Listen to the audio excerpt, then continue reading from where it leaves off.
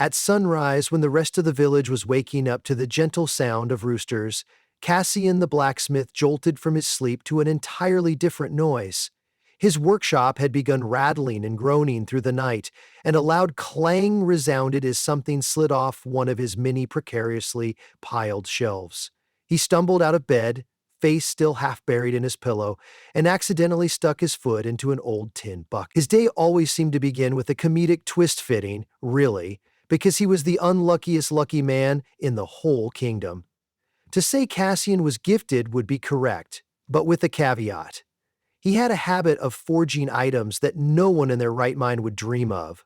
Normally, blacksmiths produced fine swords, sturdy shields, or useful farming tools.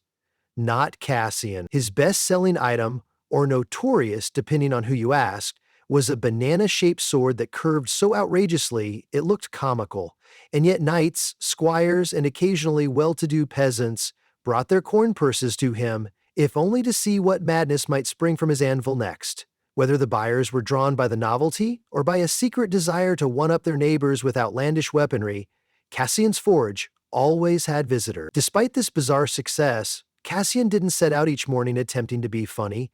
He genuinely tried to make normal swords. He'd measure the steel, heat it accordingly, hammer it with skilled strokes. Then, at some point in the tempering process, something would go awry. Perhaps the handle would twist by itself.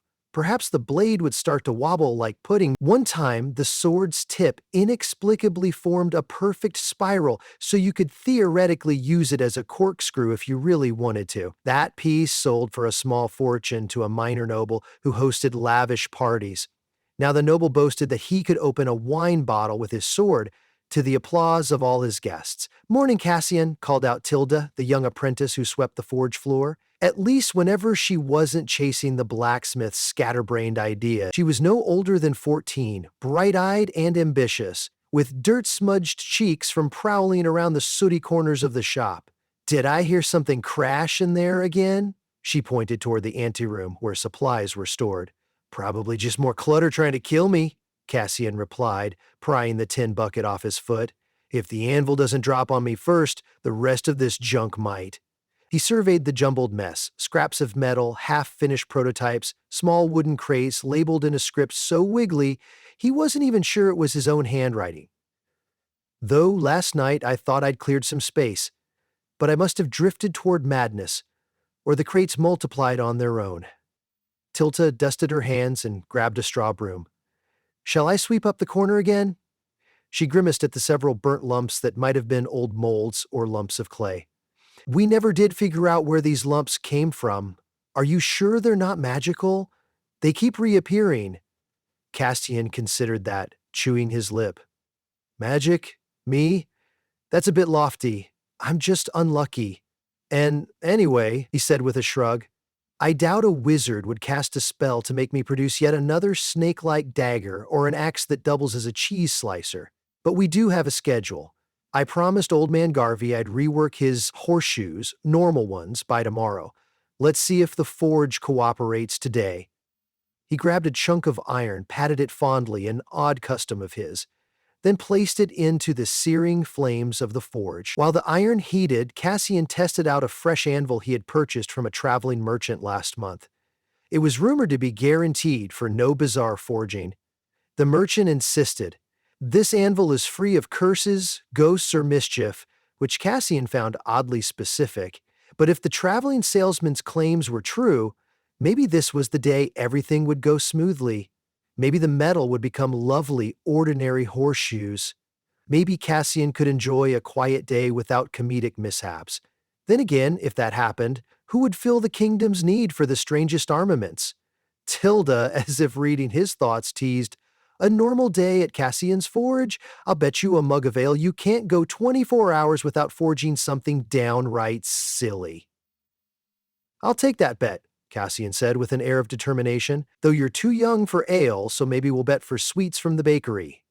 If I can make these horseshoes perfectly, no squeaky hinges, no silly loops, no hidden gimmicks, then you'll owe me a honey bun. Deal?" Tilda smirked. "Deal." The metal was properly heated. Cassian turned to his anvil and began hammering with a practiced rhythm, clang, clang, clang. Sparks flew and sweat formed on his brow. Onlookers passing by the open-air workshop paused to watch. Cassian had a bit of a reputation for throwing out quips while he worked, and people enjoyed seeing what new fiasco might unfold. Some villagers stationed themselves on a nearby bench, half expecting the horseshoes to transform into puff pastries or something equally absurd. But the shape at the end of Cassian's tongs slowly took form, and to everyone's shock, it was entirely normal. It resembled a typical horseshoe in size, shape, and curve. Even Cassian's face lit up with triumph. He quenched the horseshoe in a barrel of water. A hiss of steam rose. When he pulled it out, still glistening hot, there was no sign of a comedic twist. The crowd gave a disappointed sigh. "All right, show's over," snarked Tilda, but then she caught her breath because as the steam dissipated, a faint golden tint started to spread over the horseshoe. Soon, the entire thing was shining with an odd banana yellow sheen. Cassian narrowed his eyes, puzzled. He poked it with a gloved finger. It remained sturdy, a solid piece of metal, but its color had become a mocking testament to his famous curved swords. It's gold-washed," he muttered, baffled. "That should be impossible with my normal forging process." He straightened, turned to Tilda, and said with feigned confidence, "Well, it's still a horseshoe. It's not shaped like a banana, so maybe this counts as normal." Tilda let out a snort. "Cassian, you just accidentally made a gold-colored horseshoe? You know Garby's horse is chestnut brown. A random golden horseshoe is going to look like royalty. Next, you'll accidentally encrust it with rubies. Give it up, this is definitely not normal." Cassian rolled his eyes. "Fine, you win. I'll buy you that, honey bun." Huh. He set the weirdly golden horseshoe aside, relieved that despite its unusual color, it was still fundamentally a functional piece. Often, his forging mishaps ended up with more questionable designs, like the time he forged a spear that had a built-in flute. While the villagers dispersed, giggling as they went, Cassian sighed and turned back to the forge. Perhaps he should just embrace his fate. He took out a new piece of steel and set about forging something that he hoped would be normal, but this time for the comedic crusader Sir Oswald. Sir Oswald was a knight who thrived off the attention given to his comedic spirit. Indeed, he was more jester than warrior. He once requested a sword with a handle shaped like a goose's head because he wanted to challenge his opponents with a mighty honk in battle. "If it confuses them," Sir Oswald declared, "it'll give me the upper hand." Sure enough, Oswald popped into the forge around midday. His helmet bobbed up and down as he greeted Cassian. "Ah, my favorite blacksmith of the bazaar. Do you have something new for me?" Cassian rubbed his chin, spotted a battered blueprint pinned to the wall, and offered an uncertain grin. "Well, I've been toying with the idea of a sword that can hold a small metal box in its pommel, like a hidden compartment for pepper or salt. I recall you once complaining about how bland your travel rations were, so maybe this is useful?" "Brilliant!" Sir Oswald exclaimed, removing his helmet to reveal an entirely too wide grin. "Imagine the enemy's awe when I season my meal mid-battle. You can't put a price on that." Tilde from the side mumbled, "Yes, but if it's on the pommel, won't the knight have to wave the blade precariously near his nose to get the seasoning out?" She shook her head. "I guess we'll see how that goes." Before Cassian could question this questionable practicality, Sir Oswald thrust a small pouch of coins into his hand. "Make me proud," the knight said, waggling his eyebrows. "I'll be back in a few days." The comedic request in hand, Cassian felt oddly relieved. He was more accustomed to forging downright odd things anyway. No sense in fighting his destiny. He began to heat the steel again, hammered it diligently, and shaped out the blade. Tilda stood to one side, occasionally handing him new lumps of steel or fetching water for cooling. The hours went by with the hiss of steam and the clang of metal echoing off stone walls. Despite his jokes, Cassie was truly skilled. Each strike had precision, and each fold of the steel increased its strength. The comedic flair was unintentional, but that rarely compromised functionality. Occasionally, Tilda would let out a small gasp of admiration. The blade was shaping up to be a real masterpiece. But as was tradition, something had to go slightly off kilter. It wasn't the shape of the blade this time. No, that part turned out elegant with a graceful curve leading to a sharp point. The strangeness occurred when Cassian set about crafting the pommel compartment. He had formed a small hinged box near the sword's hilt. The idea was simple. The box could open, allowing a pinch of salt to be stored, but for some inexplicable reason, the hinge refused to remain discreet. Instead, it clicked loudly every time the sword moved, and not a mild click, but a resounding click, click, click, as if an invisible imp was banging a miniature gong. More puzzling still, once Cassian assembled the entire piece, the sword scabbard refused to accept it. Either the box poked out at an odd angle or the scabbard shrank. They tried several adjustments, but to no avail. "Tilda, go get that older scabbard, the one from behind the half-finished suits of armor," Cassian instructed. "We'll test it." She returned with a dusty scabbard that had a suspicious vine pattern etched into its side. Sliding the sword in, they both prayed silently for a smooth fit. At first, the blade glided in effortlessly until it reached the compartment, which still protruded like an enthusiastic elbow. The scabbard refused to accommodate it. Tilda gave it an extra shove, and the sword simply bounced back out, making a sneezing sound as air rushed out of the scabbard's throat. "Did that scabbard just sneeze?" Tilda asked, wide-eyed. Cassian blinked, speechless. Indeed, it sounded like a sneeze.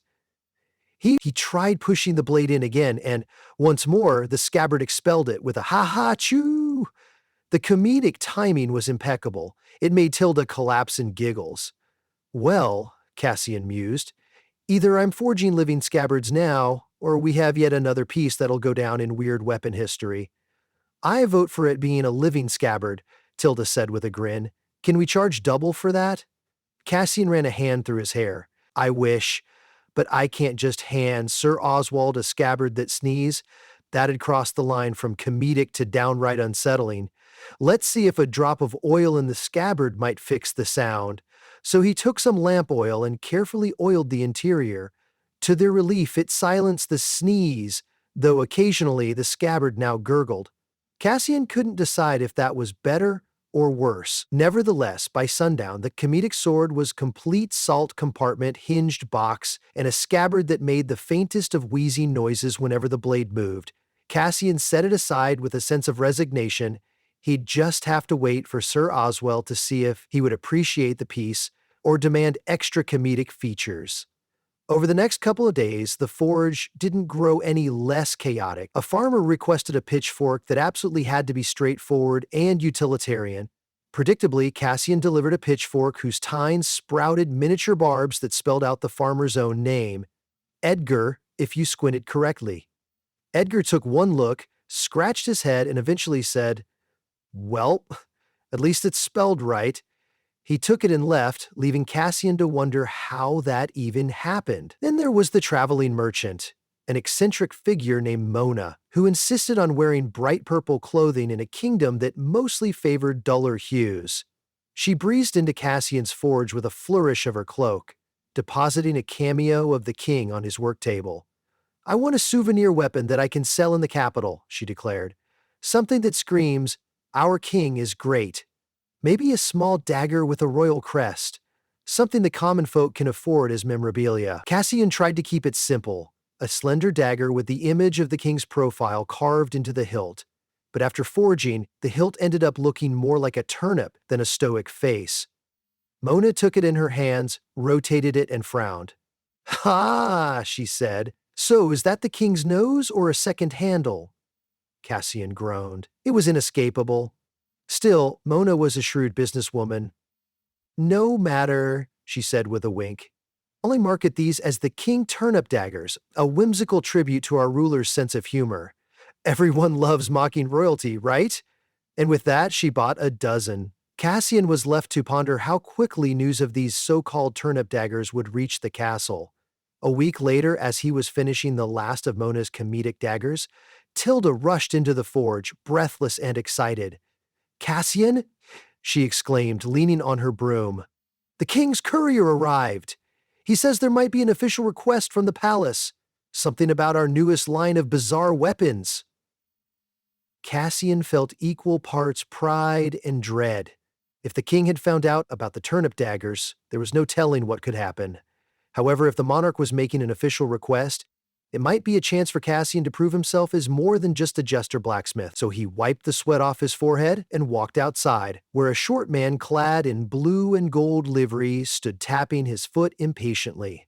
"You must be Cassian, the blacksmith," the courier said, nose in the air. "I bring a summons from His Royal Majesty." Cassian coughed. "Yes, that's me. Summons for what purpose?" The courier theatrically unrolled a scroll. "His Majesty has heard rumors of your sword shaped like a banana, your turnip daggers, your sneezing scabbard, and so forth. He requests a demonstration at the palace courtyard in 2 days. If your forges amuse him, your fortune may be made. If not," he paused ominously, "there may be consequences." Tilda gulped. "Consequences? Like how so?" The courier ignored her, rolled the scroll back up, and thrust it at Cassian. "Be there at noon promptly, good day." Without another word, the courier spun on his heel and left, trailing dust in his wake. "Well, that's that," Cassian said softly, mind spinning with the possibilities. Amuse the king or face who knows what. And, he suspected, the king might order all sorts of odd commissions. If Cassian failed to impress, he could lose more than just his reputation. 2 days later, Cassian and Tilda packed up their comedic arsenal in a sturdy wooden cart. Banana swords, turnip daggers, the spiral-tipped sword corkscrew, the goose-hilt sword, even the half-dozen golden horseshoes. Tilda insisted they include the pitchfork with Edgar spelled out in barbs, purely for comedic effect. Sir Oswald showed up, having heard the news, and offered to escort them on horseback. He was wearing the goose-hilt sword proudly, humming a jaunty tune. Cassian tried to maintain a sense of optimism, though his palms were clammy at the thought of a royal audience. The journey took half a day. By the time they arrived at the palace gates, Tilda's eyes were wide as saucers, taking in the grand stone walls and towering spires. Guards in polished armor peered down from the battlements. Sir Oswald, using his knightly privileges, breezed them right in. The courtyard was spacious, filled with blossoming rose bushes and meticulously kept topiaries shaped like mythical beasts. At the far end was a raised platform, upon which a small group of nobles and the king himself sat waiting. King Alaric was a wiry man, sporting an extravagant fur cloak despite the warm weather. His eyebrows formed a peculiar arch, like 2 curious caterpillars. He waved them forward. "Cassian the blacksmith, is it?" His voice echoed off the courtyard's stone walls. Cassian bowed deeply. "Yes, your majesty." The king nodded. "You come with quite the reputation. Show me your interesting creations, and do not hold back. I am told they are ridiculous, yet functional. Entertain me." The blacksmith swallowed hard, signaled Tilda, and launched into a demonstration. He started with the comedic banana-shaped sword. This blade, while shaped humorously, is perfectly balanced and can slice as well as any standard sword, Cassian explained. He handed it to a nearby guard to test on a practice dummy. Indeed, the sawdust flew in an impressive slash. The assembled nobles clapped half-heartedly, uncertain if they should be respectful or amused. Next came the turnip daggers. Tilda displayed them on a velvet tray, turning slowly so the audience could see the bizarre lumps on the hilt. The king approached, picking one up. "Interesting carving," he mumbled, trying to see if it really resembled his face. The courtiers behind him tried not to giggle. One older noble squinted, then guffawed. "Oh, that's definitely a turnip," she chortled. Cassian's heart pounded. "But it's still a real dagger, capable of cutting through rope or cloth. Utility meets whimsy, your majesty." He demonstrated by slicing through a sturdy rope coil. King Alaric's lip twitched in mild amusement. "Ah, not bad." Stepping forward, Cassian then revealed Sir Oswald's goose-hilt sword. Sir Oswald, ever the showman, pranced around the courtyard, brandishing it in dramatic, sweeping motions. Occasionally, he squeezed the handle so that the goose's beak produced a faint honking sound. This elicited scattered laughter from both king and courtiers. "A goose call," murmured the king, raising an eyebrow. "Certainly entertaining."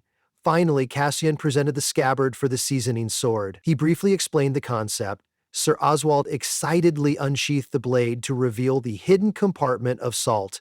Then, to everyone's surprise, the scabbard made a quiet gurgle that sounded suspiciously like an old man clearing his throat. A wave of laughter rippled through the courtyard. The king's eyes widened, and a grin spread across his face. "Now that is something I've never seen," he said. "Excellent." Seeing the king's favorable reaction, Cassian took a risk.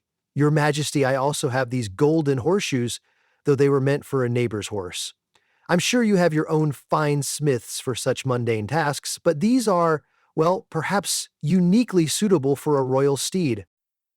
He gestured at the gleaming set of horseshoes. The king's brow furrowed, and he tapped his chin.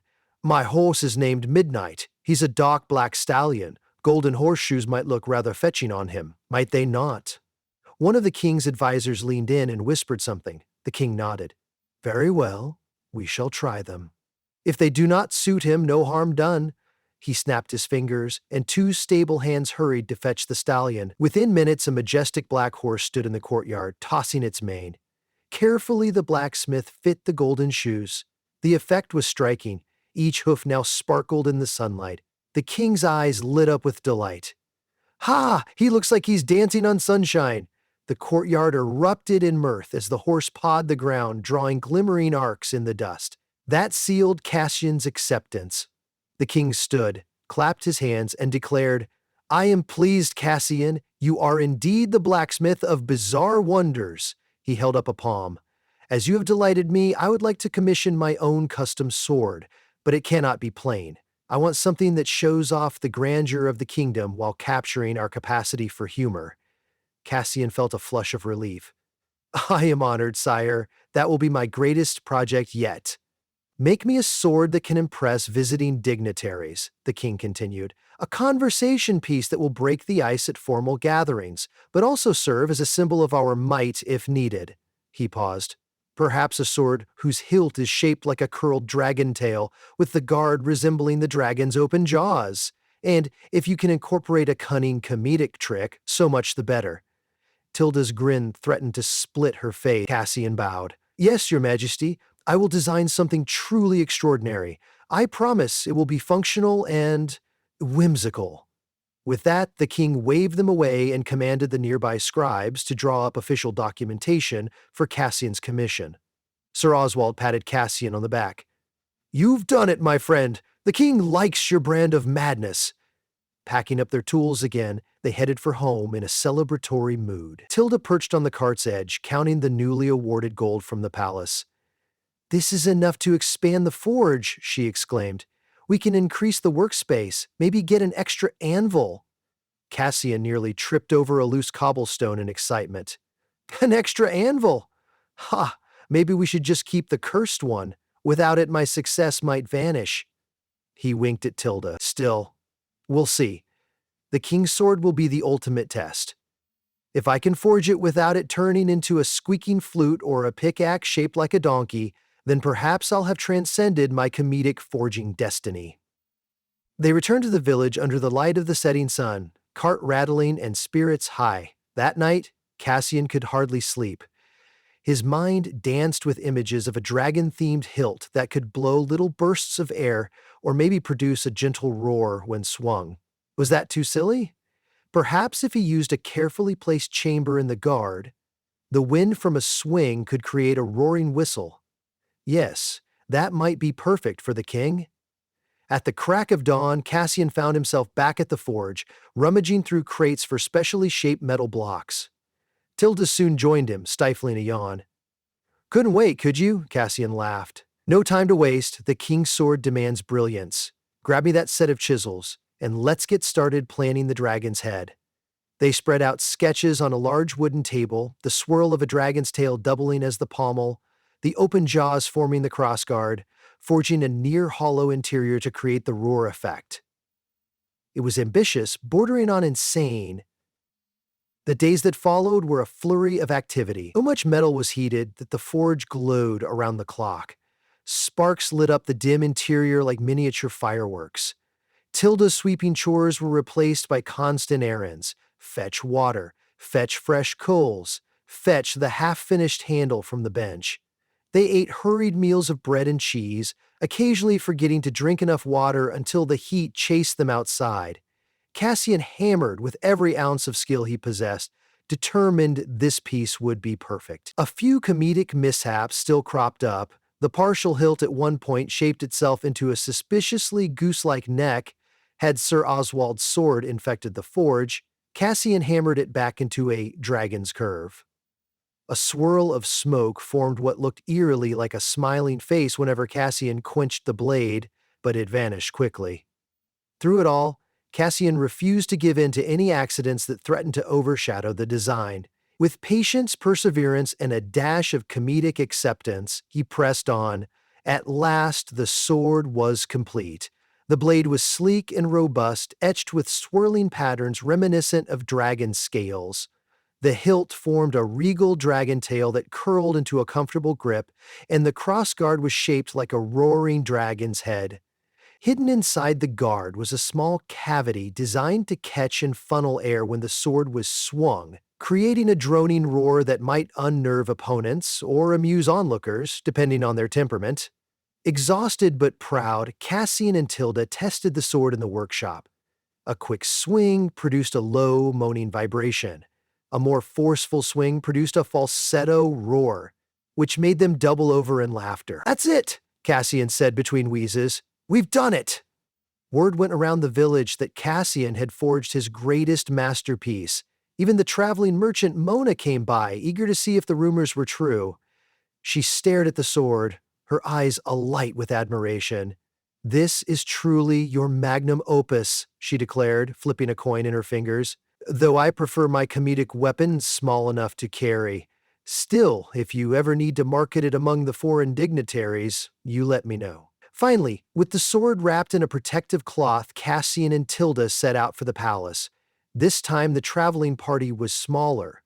Just the two of them with a cart, plus Sir Oswald leading the way once more.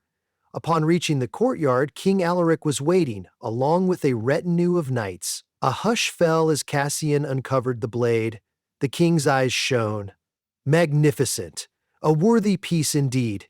He took it in his hands, feeling its weight. Then, with a dramatic flourish, he swung it through the air. An echoing roar reverberated off the stone walls, startling the knights and making the king smile wide. "Aha! Splendid!" Laughter and applause rolled through the courtyard. King Alaric faced Cassian. "You, sir, are a man of imagination, a fine craftsman indeed. I shall display this weapon at every royal feast. You have my eternal thanks." Relief flooded Cassian's face. He bowed low. Tilda, behind him, couldn't stop grinning. The king then turned to his knights. "We must commission more pieces from Cassian's forge for the entertainment of the entire court. Let an official order place him under royal patronage. Henceforth, you shall be known across the kingdom as the master blacksmith of bizarre arms." Trumpets blared and the assembled knights tapped their swords on the ground in salute. Cassian's heart soared. Despite all the accidents, all the comedic mishaps, he had found his niche. Perhaps his forge was cursed or enchanted or just guided by a whimsical fate, but that very trait made it special. The king had recognized it. Cassian silently thanked the odd lumps of metal that shaped themselves into comedic wonders, the scabbards that sneezed or gurgled, and every other misadventure that had led him to this moment. From now on, the kingdom would look to him when they wanted a conversation piece that also cut to the core of fear or amusement. Tilda nudged him gently, bringing him back to reality. Her eyes sparkled with pride. "We did it," she whispered. "Our forge is going to be famous."